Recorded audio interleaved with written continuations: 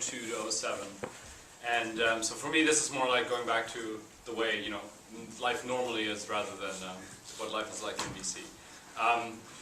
I spent 3 years at Atlas as a principal, working on kind of digital media, e-commerce, software as a service. Before that, I had a Ruby on Rails web development firm doing projects here in London. Before that, I had a blogging community in Germany, and I was a seed investor in Last.fm. That's kind of the background. Do you want to launch directly into... Okay, why don't we do the intros and then go back?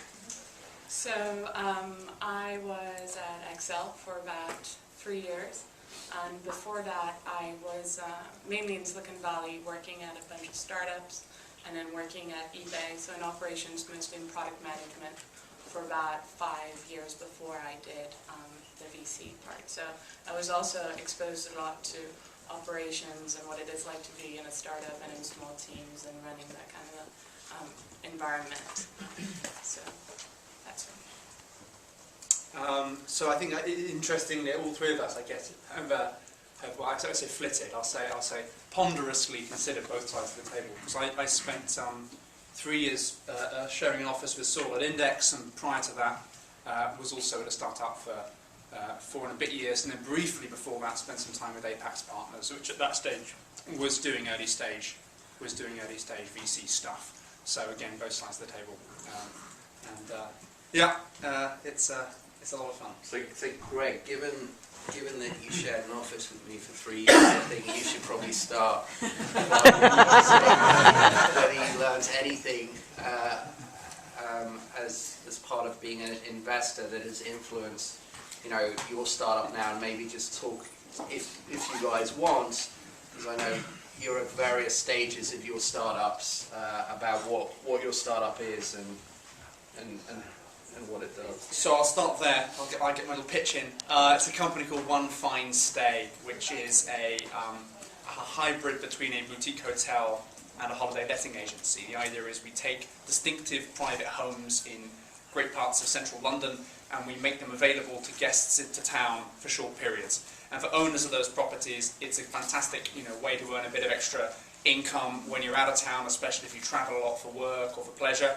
For visitors to town, it's a compelling alternative to a hotel at a really competitive price point, without sacrificing all the benefits of hotel service. If people know the kind of the Craigslist Airbnb model, I could kind of describe this as being Airbnb or couch surfing for grown-ups. So kind of 4 or 5 star price point and service experience. So you know, I kicked this business off almost coming out a year ago. I left Index, and I've been working on it pretty intensively for the 6 months prior. I mean, I think that the harder part of this question is, because it's a bit abstract, is what I learned from VC and took with me. What would I gesture at? I'd say one of the privileges you get, and it is a really privileged position when you're sitting there listening to pitches all day. It's a huge amount of fun. If VCs ever complain to you about it, then just kick them, because it's such a sort of privilege. Such an a fun thing to do, and such a privilege to have access to those kinds of ideas. The first thing was, I guess I'd seen a lot of business plans, so there were some things I wanted to try to avoid, and some of that's just prejudice. There were certain business models I didn't want to touch. I wanted to be, for instance, in a business model that was in the money flow. I just felt that was, I wanted to get access to cash very early in our development as a company, and very early, even prior to having to need to raise a lot of money to prove things. I think I probably met a lot of people on the other side of the table, many of whom have been useful. Although ironically, although I met one of my co-founders through Index, my other co-founder I met through the startup I spent a bunch of time at. So there's no question you can build a network wherever you are if you're actively looking for people and looking to build relationships with people who can be helpful to you down the line, and vice versa. I suppose I should give 3 to round it out. The third thing I learned was that it's enormous fun, but for me personally, it was an emotional decision, not an intellectual decision. I've often said about venture that it's as much fun as you can have standing up with your clothes on, and the reality is that's true, but it wasn't enough. What I actually felt I wanted to create something. I wanted to be able to put my name to it and said I made that happen. And for me, one of the frustrations, one of the imperfections of being an investor is that that's never what you get to do. You get to support, you get to back, but you don't get to own. And so that for me was what pushed me over the line. Okay, so I share a lot of what Greg said. Let me tell you what I do. I started in what's an online store for independent designers of jewelry and accessories worldwide. So we curate the site, we select the designers from all over the world to make sure that there's a quality control on them. And we make sure that they're independent designers. So these are pieces that you won't find on the high street because they create they have small inventory of it, and therefore can't distribute them easily. And so we provide them that platform to do so.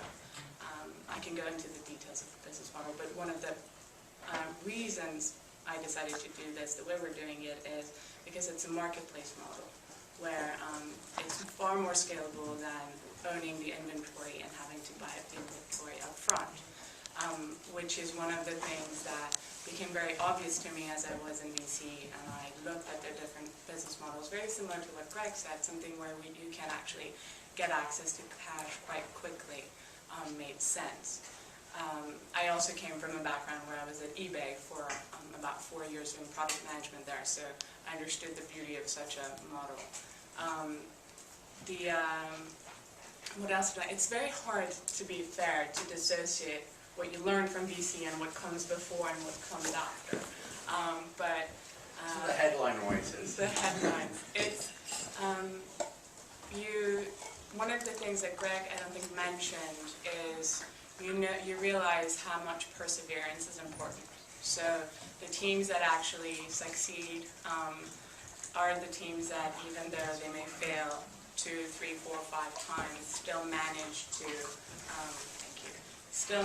to figure out a solution, whether it's within the same sort of segment in which they are, or they flip the business model, whatever it is. They're very nimble, they're very resourceful, and they know when to ask for help and who to reach out to. They know what they don't know and they know what they do know.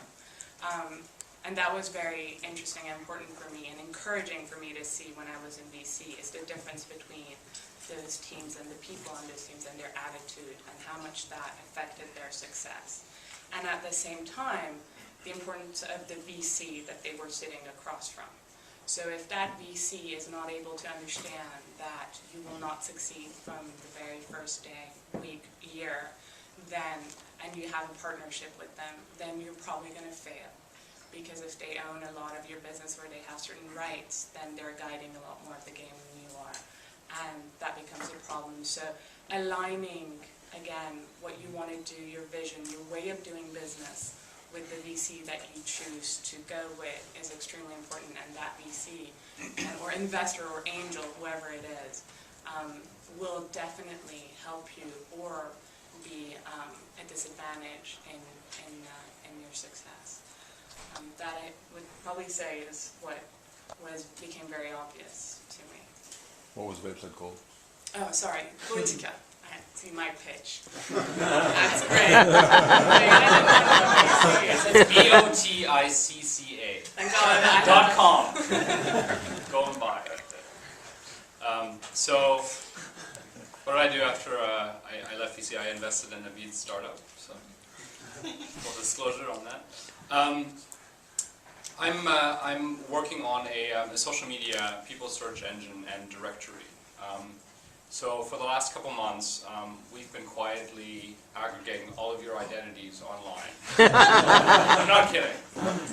So for most of the people in this room, I can put in their Twitter username and I can find their LinkedIn, Facebook, Vimeo, YouTube, Google profiles, a lot of information. Now, unlike sort of the traditional people search engines, we want to put you back into control of your online identity, your reputation, your privacy management, and so on.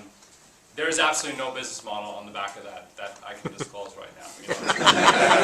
it's a lot of testing. Anyone. Yeah, exactly. Right. So the thing is called Querly, which is QWERLY, because it's easy to type on the keyboard. It's going to be launched in September, probably. Once we're kind of ready. What did I learn from VC? Probably the top lesson, and this is not going to appeal to everyone, but it's be very careful who you take money from and for what reasons. once you go into those kind of contracts, they are long-term contracts. And the likelihood is that your incentives are not aligned at every step of the way. So very smart entrepreneurs look at those contracts and have a very good lawyer by their side who explains what happens in each of those scenarios. So I've seen some businesses not do well or some businesses go sideways, and it's always been quite tough. So I'm not saying I'll be able to do it without VC, but VC is only good for certain companies at certain points in time.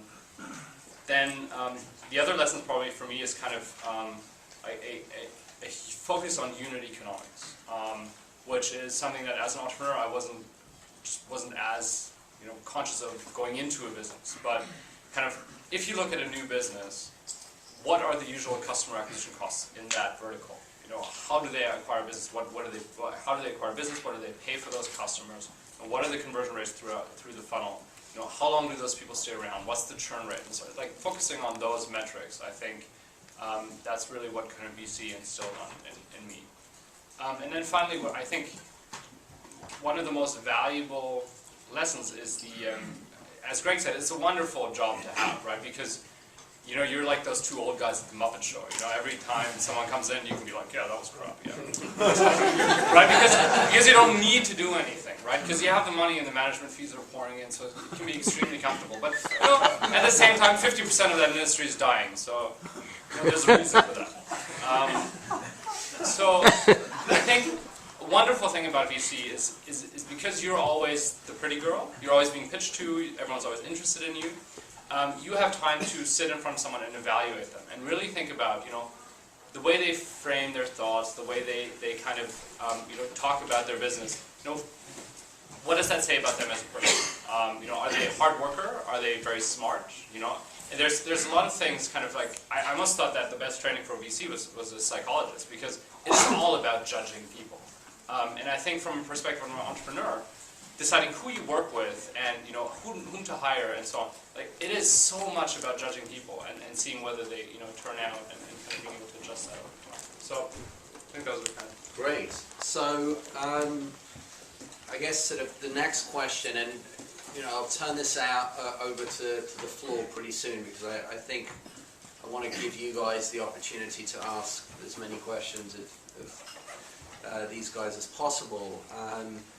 For me, is you guys have talked a lot about what kind of investors you would look for, or the fact that an investment is a long-term contract. It's a 5 to 10 year contract potentially, or typically, and that it's really, really important to make sure you're making the right decisions. So, other than making sure you're in the money flow, which obviously means that you have the ability to really sort of be in the driver's seat when and if you make that decision.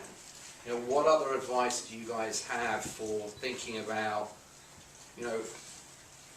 where is the right place to take money from? Obviously, sort of, VC is a bucket, and there are angel investors, there are seed funds, there are super angels, there are all sorts of sort of confusing terminology nowadays. And as you say, Max, the industry, the VC industry, is changing pretty radically and will likely look very different in 2 to 3 years' time. What advice would you have for these guys about how you sort of navigate that landscape?